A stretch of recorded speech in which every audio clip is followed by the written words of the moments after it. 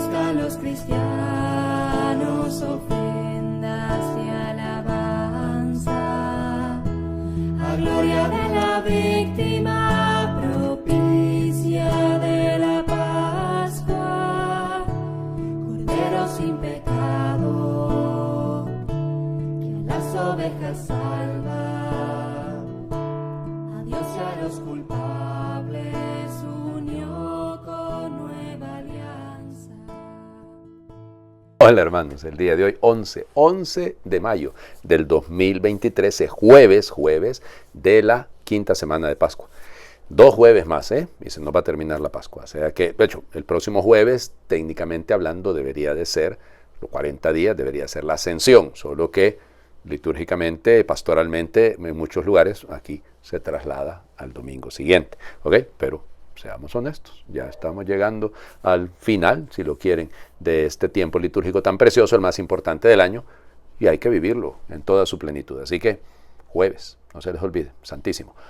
Bueno, hoy es día de San Francisco de Jerónimo, el gran apóstol de Nápoles. Fíjense ustedes, Dios mío, una figura extraordinaria, gran predicador por las calles y por todas partes. Bueno, él nace en Grottaglie en 1642. Grottaglie queda en la región de Taranto. Piensen en la bota que forma Italia, de la península itálica, y entonces en la parte del tacón, digamos, pero en la parte donde dobla el tacón, ahí queda Grottaglie, famoso ese lugar por la cerámica.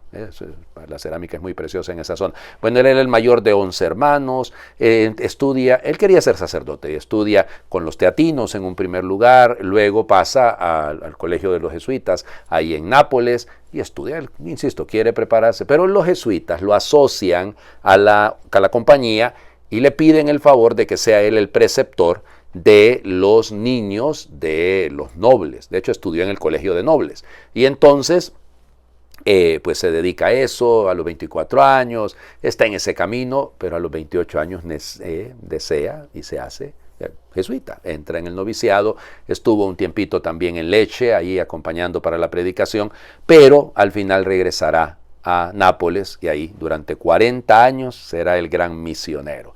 Por las calles, ustedes no tienen idea, llevaba el anuncio del evangelio a todas partes. Se dice que convertía a cualquier cantidad de personas. Tenía una práctica muy bonita de los terceros domingos, y entonces el tercer domingo hacía grandes celebraciones, invitando a la gente a confesarse, a comulgar.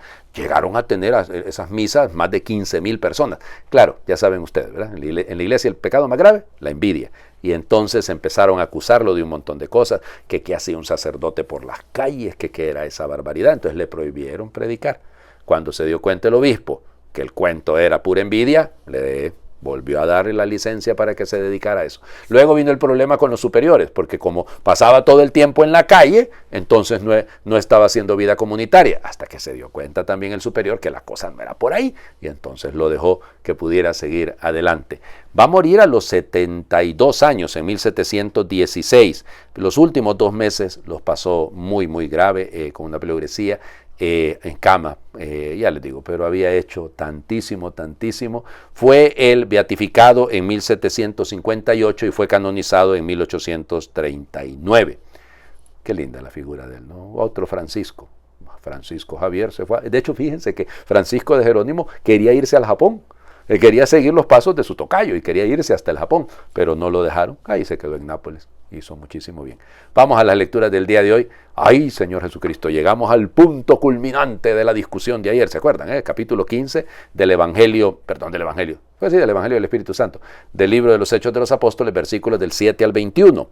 Por aquellos días, después de una larga discusión sobre el asunto de la circuncisión, Pedro se levantó y dijo a los apóstoles y a los presbíteros: Hermanos, ustedes saben que ya desde los primeros días Dios me eligió entre ustedes para que los paganos oyeran por mi medio las palabras del Evangelio y creyeran. Dios, que conoce los corazones, mostró su aprobación dándoles el Espíritu Santo, igual que a nosotros. No hizo distinción alguna, ya que purificó sus corazones con la fe. ¿Por qué quieren irritar a Dios imponiendo sobre los discípulos ese yugo que ni nuestros padres ni nosotros hemos podido soportar? Nosotros creemos que nos salvaremos por la gracia del Señor Jesús del mismo modo que ellos. Toda la asamblea guardó silencio y se pusieron a oír a Pablo y a Bernabé, que contaban las grandes señales y prodigios que Dios había hecho entre los paganos por medio suyo. Cuando terminaron de hablar, Santiago tomó la palabra y dijo: hermanos, escúchenme. Pedro nos ha referido cómo por primera vez se dignó Dios escoger entre los paganos un pueblo que fuera suyo. Esto concuerda con las palabras de los profetas, porque está escrito: después de estos sucesos volveré y reconstruiré de nuevo la casa de David que se había derrumbado. Repararé sus ruinas y la reedificaré, para que el resto de los hombres busque al Señor, lo mismo que todas las naciones que han sido consagradas a mi nombre. El Señor que hace estas cosas es quien lo dice. Él las conoce desde la eternidad. Por lo cual yo juzgo que no se debe molestar a los paganos que se convierten a Dios. Basta prescribirles que se abstengan de la fornicación, de comer lo inmolado a los ídolos, la sangre y animales estrangulados. Si alguien se extraña, Moisés tiene desde antiguo quienes lo predican en las ciudades, puesto que cada sábado se lee en las sinagogas. Palabra de Dios, te alabamos, Señor. Este texto está tomado de la cita que hace Santiago del libro de Amós. Es interesante, ¿no? El profeta, Amós es el profeta de la justicia social. Fíjense ustedes, y de ahí lo toma, del capítulo 9 del libro de Amós. Ahora, después de aquella discusión violenta, fíjense la belleza, Pedro toma la palabra. Pedro cuenta su experiencia, habla de lo que él ha vivido. ¿Y quiénes somos nosotros para impedirles a ellos que han recibido lo mismo que nosotros? Nos salvaremos por la gracia de Dios, no por el cumplimiento de un montón de normas, que no es que sean malas las normas, sencillamente hay que centrar esas normas para que nos acerquen al Dios de los mandamientos. No sé si me explico. Y así que por lo tanto hay que tenerle mucho cuidado. Y luego la asamblea hizo silencio. A mí esto me encanta, porque es que tenemos que aprender a callarnos. Cuando tenemos, si todos hablamos al mismo tiempo, ¿cómo vamos a resolver el problema? No lo vamos a resolver. Tenemos que aprender a hacer silencio. Y esto es fundamental. Cuando hicieron silencio, escucharon a Pablo y a Bernabé, que contaron todo lo que... Y luego toma la palabra el que es cabeza en ese momento de la iglesia de Jerusalén, que es Santiago el Menor. ¿Se acuerdan que lo celebramos la semana pasada? El 3 de mayo, cuando celebrábamos a Felipe y a Santiago. A este Santiago se refiere. Él es el obispo de Jerusalén. Ay, no debería ser Pedro. Cuidado, ya Pedro ya anda en Antioquía, ya Pedro anda camino para Roma, ¿no? Así, de hecho, ahí hay un problema, porque se supone que Pedro ya está en Roma cuando esto ocurre. Pero bueno, el tema es precioso, ¿no? Bueno, miren, ¿para qué le vamos a imponer más cosas? De todas maneras, todas las naciones tienen que venir al encuentro del Señor. Así que nada de andar complicándole la vida a los hermanos, sino facilitándoselas, pero hay algunas cosas que tienen que cumplir. Hay algunas cosas que son preciosas y que se deben mandar.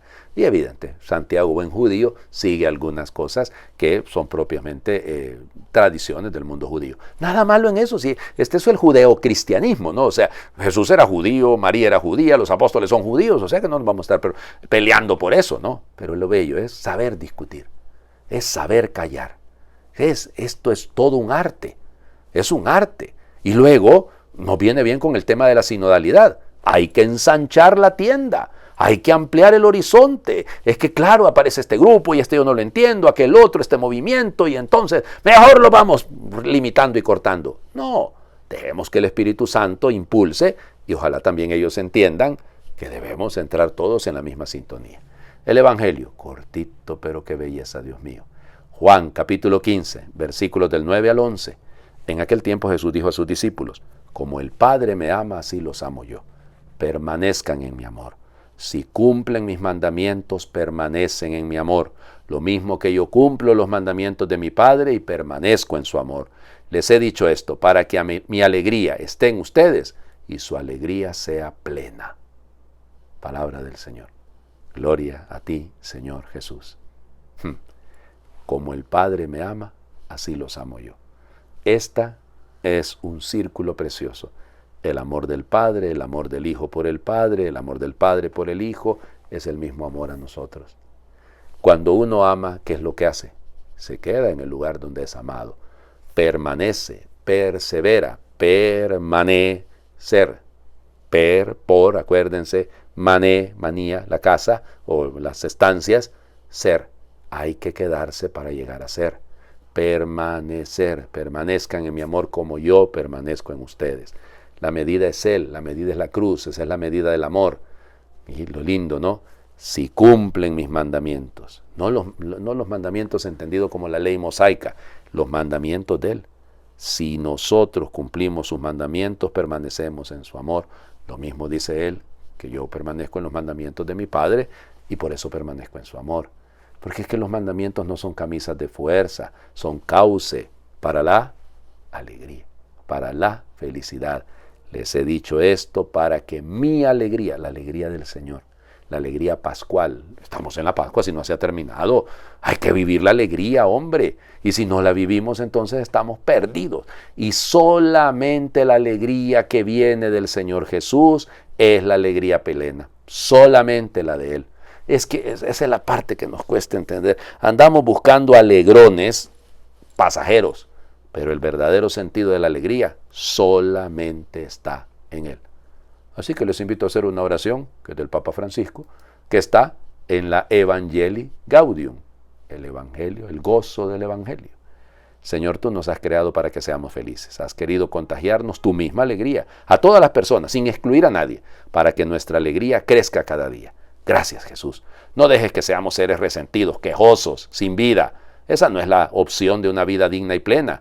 Ese no es tu deseo para nosotros. Esa no es la vida en el Espíritu que brota del corazón de Cristo resucitado. No permitas que mi vida se ahogue en el egoísmo. Ayúdame a dejar espacio en mi corazón a los demás. Ábreme los oídos para escuchar tu voz, esa voz que me recuerda que me amas con locura, para que así crezca la dulce alegría de sentirme amado y en mi vida palpite el entusiasmo por hacer el bien. Concédenos la gracia de experimentar la alegría de los que no ponen condiciones para estar alegres, de los pobres que comparten lo poco que tienen, de las personas que aun en medio de grandes compromisos han sabido conservar un corazón confiado, desprendido y sencillo, de los creyentes que cada día se dejan alcanzar y alegrar por tu amor. Amén. El Señor esté con ustedes y les bendiga a Dios por intercesión de San Francisco de Jerónimo, el que es Padre, Hijo y Espíritu Santo, y su bendición descienda, les acompañe siempre. Cristo ha resucitado, verdaderamente ha resucitado. Resucitó de veras, mi amor y mi esperanza.